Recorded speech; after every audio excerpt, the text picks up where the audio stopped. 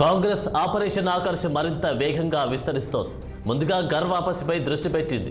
గతంలో కాంగ్రెస్ నుంచి బీఆర్ఎస్లోకి వెళ్లిన ఎమ్మెల్యేలను ఒక్కరొక్కరిగా హస్తం గూటుకు తీసుకొచ్చేలా వ్యూహరచన చేస్తోంది. 9 మంది ఎమ్మెల్యేలు కాంగ్రెస్లోకి వచ్చేందుకు సిద్ధమయ్యారు. వీరితో చర్చలు పూర్తయినట్టు తెలుస్తోంది. ఇప్పటికే ఖైరతాబాద్ ఎమ్మెల్యే దానం నాగేందర్ కాంగ్రెస్ కండువా కప్పుకున్నారు. BRS secretary general K Keshava Rao రేపు సీఎం రేవంత్ రెడ్డి సమక్షంలో పార్టీలో చేరుతున్నారు.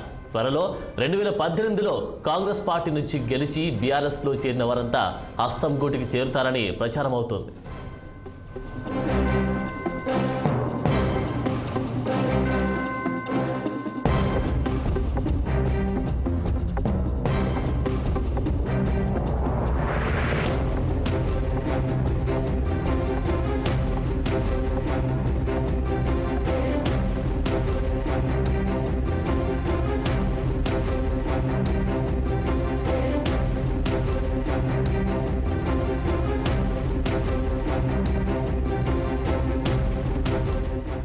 ఇక ఇదే అంశానికి సంబంధించి తాజా అప్డేట్స్ మా ఇన్పుట్ ఎడిటర్ రాజేష్ లైవ్లో అందిస్తారు. రాజేష్.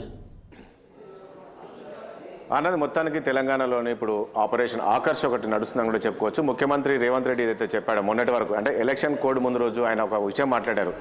ఇప్పటి వరకు ఒకటి, రేపు నేను ఒక పీసీసీ అధ్యక్షుడిగా ఎలా ఉండబోతుంది రాజకీయం అనేది చూపిస్తా, ఇప్పటి వరకు ఒక ముఖ్యమంత్రిగా ఉన్నానని చెప్పేసి చెప్పాడు. మొత్తానికి డోర్స్ ఓపెన్ చేశానని చెప్పేసి ఏదైతే ముఖ్యమంత్రి చెప్పారో, సో ముఖ్యమంత్రి చెప్పినప్పుడు పెద్దగా అందరూ అంటే అంత ఉండకపోవచ్చు అనుకున్నారు. ఒకరిద్దరు మామూలుగా పార్టీలో జాయిన్ అవ్వచ్చు బీఆర్ఎస్ పార్టీ నుంచి అని అనుకున్నారు. కానీ ఇక్కడ చూస్తే మామూలుగా అసలు ఎవరు కూడా ఎక్స్పెక్ట్ చేయలేదు. ఇంతమంది బీఆర్ఎస్ పార్టీకి చెందిన నాయకులు ఈ కాంగ్రెస్ పార్టీలో చేరతారని కూడా ఎవరు ఊహించుకోలేదు. ఎందుకంటే కేకే లాంటి నాయకులు అంటే కేకే లాంటి వాళ్ళు 10 ఏళ్ళు బీఆర్ఎస్ పార్టీలో ఉన్నారు. కేసీఆర్ తర్వాత సెకండ్ క్యాడర్గా కేకే అక్కడ ఉన్నారు. సో అలాంటి వ్యక్తి కూడా ఈరోజు కాంగ్రెస్ పార్టీకి వెళ్తారనేది కూడా ఎవరు కూడా ఊహించలేదు. కానీ అలాంటి వ్యక్తి కూడా ఈరోజు కాంగ్రెస్ పార్టీకి వెళ్తున్నారు.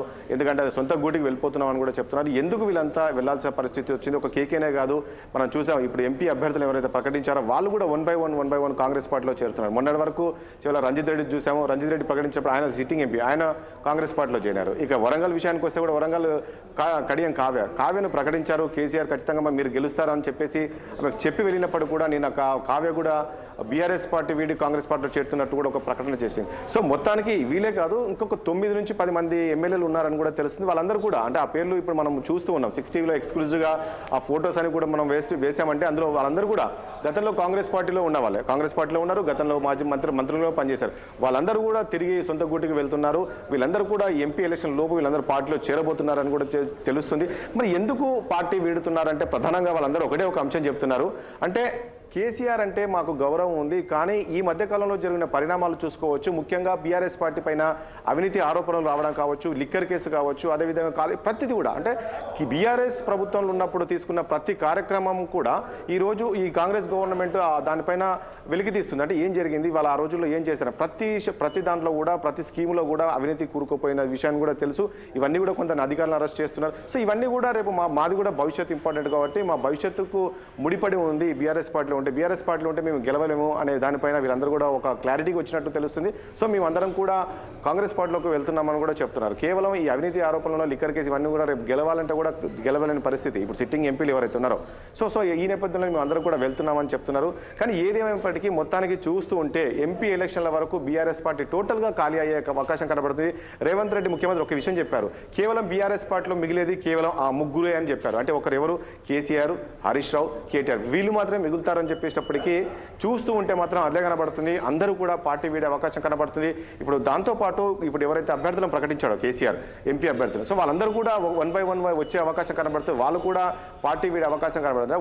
ఒకనొక టైంలో కనీసం ఇప్పుడు ఎంపీ అభ్యర్థులు కూడా బీఆర్ఎస్ పార్టీకి దొరకని పరిస్థితి కనబడుతుంది. అంటే 2019లో మనం 2014లో బీఆర్ఎస్ పార్టీ అధికారం వచ్చినప్పుడు చూసాం. 2018లో అధికారం వచ్చిన తర్వాత పూర్తిగా కాంగ్రెస్ పార్టీ ఏ రకంగా అయితే క్యాండిడేట్స్ కాంగ్రెస్ పార్టీలో ఉన్న నేతలంతా కూడా బీఆర్ఎస్ పార్టీలోకి ఏ రకంగా చేరారో, సో అదే సీన్ ఈరోజు రిపీట్ కనబడుతుంది. ఇక్కడ బీఆర్ఎస్ పార్టీ పూర్తిగా బీఆర్ఎస్ పార్టీలో ఉన్న వాళ్ళందరూ కూడా తిరిగి మళ్ళీ సొంతగూడి కాంగ్రెస్ పార్టీకి వెళ్ళబోతుంది. మరి ఎందుకు విశ్వనేత కోల్పోతారు? ఎందుకు వాళ్ళు అంటే వాళ్ళు కేసీఆర్ ఎందుకు భరోసా కల్పించలేకపోతున్నారు వాళ్ళను? ఎందుకు అంటే మనం చూసాం 2-3 రోజులుగా చూస్తే కేసీఆర్ ప్రతి ఒక్కరితో పిలిచి మాట్లాడుతున్నప్పుడు కూడా వాళ్ళకి ఎందుకు భరోసా కల్పించలేకపోతున్నారు, వాళ్ళ ఆత్మశైర్యం ఎందుకు దెబ్బతినే పరిస్థితి ఉంది, ఎందుకు వాళ్ళకి కల్పించలేకపోతున్నారు, ఇదంతా కేసీఆర్. సో ఇదంతా కూడా చూస్తే మొత్తానికి ఇక్కడైతే చూస్తే కేసీఆర్ ఈ పార్టీలో అవినీతి కూరుకుపోయింది కాబట్టి ఇక్కడ ఉంటే మాకు భవిష్యత్తు ఉండదు అనే ఆలోచనతో ఈరోజు కాంగ్రెస్ పార్టీలో చేరుతున్నట్లు తెలుస్తుంది. మనం ఇప్పుడు ఫోటోస్ ఏవైతే వేసామో దాదాపు 9 మంది, ఈ 9 మంది సిట్టింగ్ ఎమ్మెల్యేలు ఇప్పుడు వీళ్ళంతా కూడా బీఆర్ఎస్ పార్టీలో ఉన్నారు. వీళ్ళందరూ కూడా మరో 2-3 రోజుల్లో కాంగ్రెస్ పార్టీలో చేరుతున్నట్లు తెలుస్తుంది.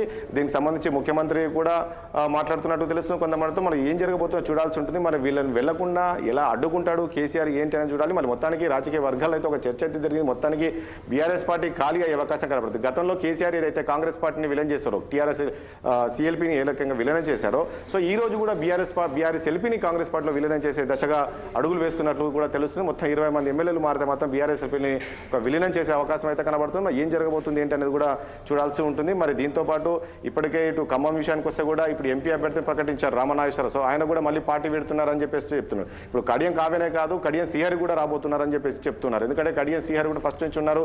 ముందుగా ఈ కాంగ్రెస్ గవర్నమెంట్ వచ్చినప్పుడు ముందుగా కాంగ్రెస్ పైన విమర్శలు చేసిందే కడియం శ్రీహరి, ప్రభుత్వం ఉండదు. అలాంటిది అంటే బీఆర్ఎస్ పార్టీకి సపోర్ట్గా మాట్లాడిన వ్యక్తులు ఈరోజు పార్టీ పెడుతున్నారు అంటే చూడాల్సి ఎందుకు ఇంత సీరియస్గా జరుగుతుంది, ఎందుకు వీళ్ళందరూ పార్టీ విడాల్సి వస్తుంది. మరి ప్రధానంగా నియంత పాలన కొనసాగించిండ్రు గత ప్రభుత్వంలో అని చెప్పేసి చెప్తున్న ఆరోపణలు దాంతో వీళ్ళు పార్టీ పెడుతున్నారా, లేక కాంగ్రెస్ పార్టీలో స్వేచ్ఛ ఉంటుంది అనే దానిపైన పార్టీ పెడుతున్నారా, లేక ఇంతకుముందు నేను చెప్పినట్లు ఈ అవినీతి ఆరోపణలు ఉన్న నేపథ్యంలో ఈ అవినీతి ఆరోపణలు ఇవి మాకు అంటుకుంటుంది. సో మా భవిష్యత్తు కూడా ఇంపార్టెంటే కాబట్టి ఈ పార్టీలో ఉంటే మాకు రాజకీయ భవిష్యత్తు ఉన్నదని చెప్పేసి పార్టీ పెడుతున్నారనేది మొత్తానికి వాళ్ళని అడగాలి. వాళ్ళంతా జాయిన్ అయిపోతే చెప్తారు. ఇప్పటికే కొందరు వెళ్ళిన మాత్రం అదే చెప్తున్నారు, కేవలం అవినీతి ఆరోపణలు ఉన్న నేపథ్యంలో వెళ్తున్నామని. చూద్దాం ఇంకా ఎంతమంది జాయిన్ అవుతారు ఏంటి. నిజంగా నేను ఇంతకుముందు అన్నట్లు బీఆర్ఎస్ ఎల్పీని మరి సిఎల్పీలో విలీనం చేయబోతున్నారా ఏంటి అనేది రాబోయే రోజుల్లో చూడాల్సి ఉంటుంది. Anand, thank you Rajesh.